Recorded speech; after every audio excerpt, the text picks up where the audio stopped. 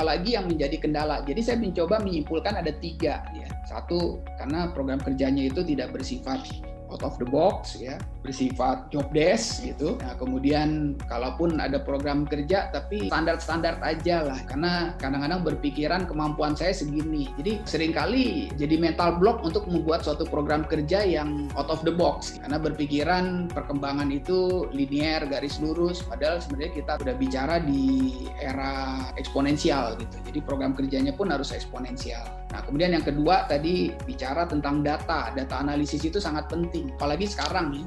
Kita bicara big data, itu data itu akan menjadi harta intangible yang sangat dibutuhkan oleh company.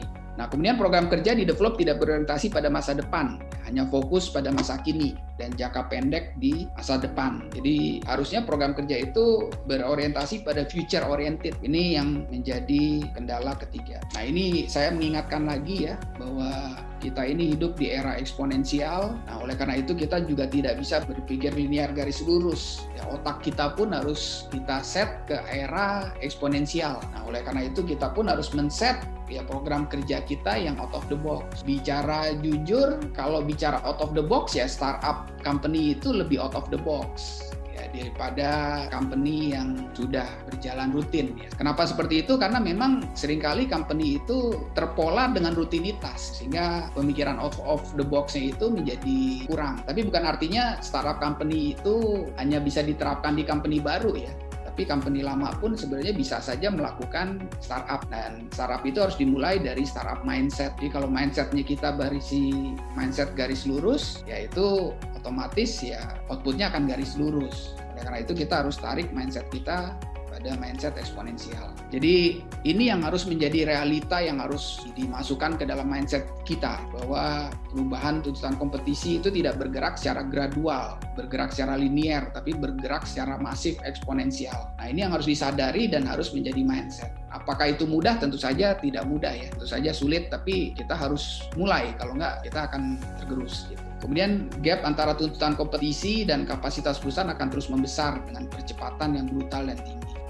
Oleh karena itu, program kerja yang benar adalah harus bersifat antisipatif terhadap future opportunity atau future problem. Jadi program kerja itu harus bicara tentang future gitu. Jadi future is today. Jadi pada saat kita menyusun program kerja itu kita harus berpikir kira-kira 3-4 tahun ke depan itu apa sih yang terjadi. Kemudian kita menyusun program kerja untuk mengejar gap ya, sehingga company itu siap. Karena kesiapan itu company yang siap, jadi siap tambah krisis survive. Kemudian siap tambah opportunity akan menjadi gain.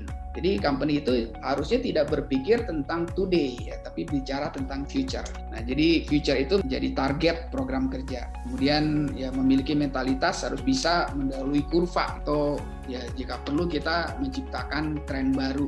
Semua yang kita rasakan saat ini, handphone segala macam itu adalah berasal dari orang yang tidak berpikiran tidak bisa, dari orang-orang gila yang berpikiran, atau dari film-film ya. Ya mungkin ya waktu saya masih muda banyak film-film fiksi gitu, fiksi tentang masa depan, tapi ternyata sekarang terjadi. Orang-orang gila itulah yang merubah dunia, dan kita pun harus ikut gila ya kalau kita ingin survive di masa depan. Itu yang harus menjadi basic mindset. Cuman seringkali begini, terjadi false signal, jadi kesalahan signal yang keliru. Kadang-kadang sebenarnya kita itu seharusnya berbicara tentang future. Cuman seringkali ketika kita bicara tentang future, itu sering dipahami sebagai pemborosan, kemubaziran. Gitu ya. Artinya kita kan menyiapkan yang memang saat ini mungkin belum dibutuhkan. Sehingga akhirnya kalau kita berpikir secara accounting, itu akan terjadi biaya yang besar. Sehingga mengakibatkan menurunkan profit dan seterusnya. Nah, ini pola pikirnya menjadi keliru. Akhirnya ya kita pun tidak melakukan investasi buat masa depan. Kita hanya berpikir today. Pikirannya masih di accounting. Karena accounting itu bicara kan profit loss ya, cara tradisional accounting. Jadi pola pikir yang benar itu adalah persiapan untuk masa depan. Nah, tadi saya bicara kita harus prepare untuk kita di masa depan. Jadi preparedness, future oriented. Nah, tadi saya bilang bahwa readiness atau kesiapan itu ditambah future problem, perusahaan itu akan survive. Nah, hanya company-company yang tidak siap yang akan mati. Saya ditanya waktu itu kan, wah ini krisis gimana nih gitu. Krisis buat company-company yang siap itu bagus. Kenapa? Karena company yang tidak siap akan mati. Nah, pada saat ekonominya membaik, ya company yang siap ini akan gain gitu. Karena pasarnya itu tetap ada, ya pasarnya akan kembali. Sejarah itu menceritakan bahwa pasar itu pasti akan kembali. Nah, tapi company-company yang tidak survive itu akan mati. Sehingga pada saat itu terjadi, company-company yang survive itu akan menikmati pasar yang lebih besar, artinya karena pesaingnya tergerus oleh kompetisi, tergerus oleh krisis gitu ya, seperti itu. Jadi krisis itu is good ya, krisis itu is good for good company lah ya. Ya, tapi kalau buat company-company yang tidak siap itu menjadi problem. Nah, kemudian kembali lagi tentang future opportunities gitu. Bagaimana kita bisa dapetin opportunity tersebut kalau kita tidak siap? Ya, kalau kita tidak siap, akhirnya opportunity itu jadi dreams kita gitu ya. Atau seringkali terlambat. Begitu opportunity datang, baru kita prepare. Misalkan contoh kasus ya, wah begitu ini opportunity besar nih. Dulu kita lihat pohon ya, gelombang cinta ya, oh opportunity besar. Nah, tapi kita nggak siap. Nah, akhirnya kita terlambat dan yang ada adalah yang masuk belakangan jadi bermasalah ya. Nah, demikian juga dengan opportunity yang lain. Jadi kita harus selalu berpikiran future. Berpikiran future 3-4 tahun ke depan akan seperti apa. Dan kita menyiapkan dari sekarang. Signal yang salah itu adalah, cost-nya jadi tinggi gitu, biaya jadi tinggi. Nah, itu yang jadi kendala. Nah, pemerintah misalkan ya, pemerintah itu menghabiskan dana cukup besar buat infrastruktur. Sehingga mungkin untuk beberapa orang melihat, wah ini pemborosan gitu. Ya listrik sekarang over capacity. Tapi kalau nggak disiapkan, ya nanti akhirnya kita selalu bergerak dari defisit to defisit. Ya defisit dipenuhi, defisitnya terpenuhi, defisit lagi. Nah, memang harusnya pola pikirnya adalah future gitu. Kita harus siapkan infrastrukturnya, ya sehingga nanti apakah dirasakan sekarang? Enggak gitu. Nah, yang menjadi signal yang salah adalah apa? Oh, utangnya jadi banyak. Nah, padahal sebenarnya yang kita bangun adalah future. Ya, kalau kita nggak bangun sekarang, ya nanti kita akan lost opportunity. Kalau kita nggak bangun sekarang, nanti kita akan biaya bengkak nanti ya, akibat kemacetan, akibat biaya tinggi logistik, dan seterusnya gitu ya. Jadi, ini yang signal yang suka salah gitu, bicara tentang bagaimana kita menghabiskan dana untuk future gitu, untuk masa depan. Jadi, kesiapan itu adalah kunci agar perusahaan bisa survive di masa depan. Jadi ya bicaranya sekarang adalah ya strateginya mati atau hidup di masa depan.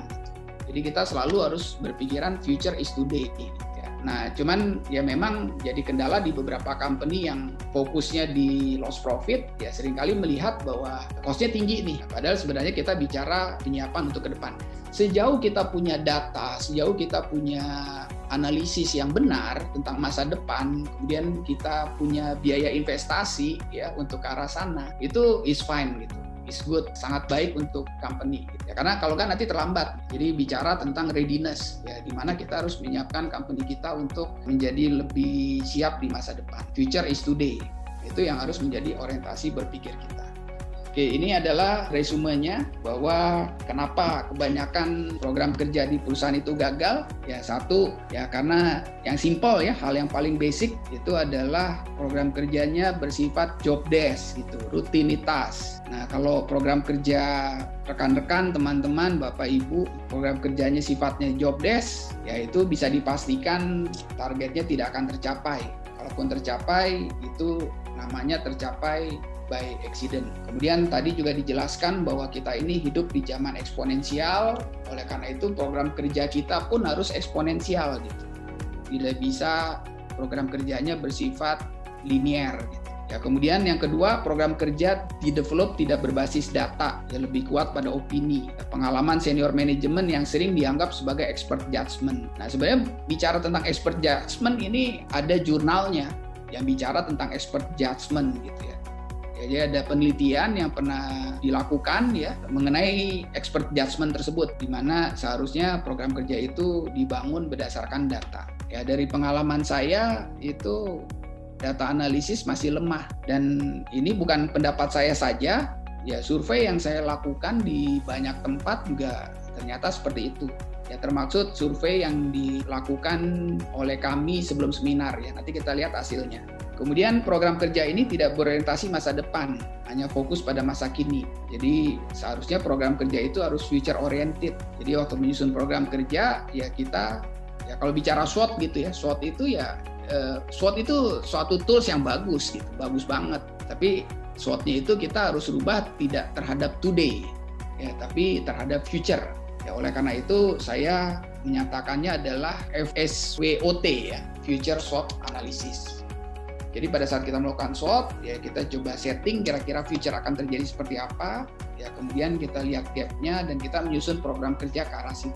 Dan hati-hati pada saat kita menyusun program kerja ini, untuk future itu sering terjadi false signal, di signal yang salah, ya dianggap bahwa ini pemborosan, ya, akan terjadi idle, padahal kita mempersiapkan untuk kapasitas masa depan.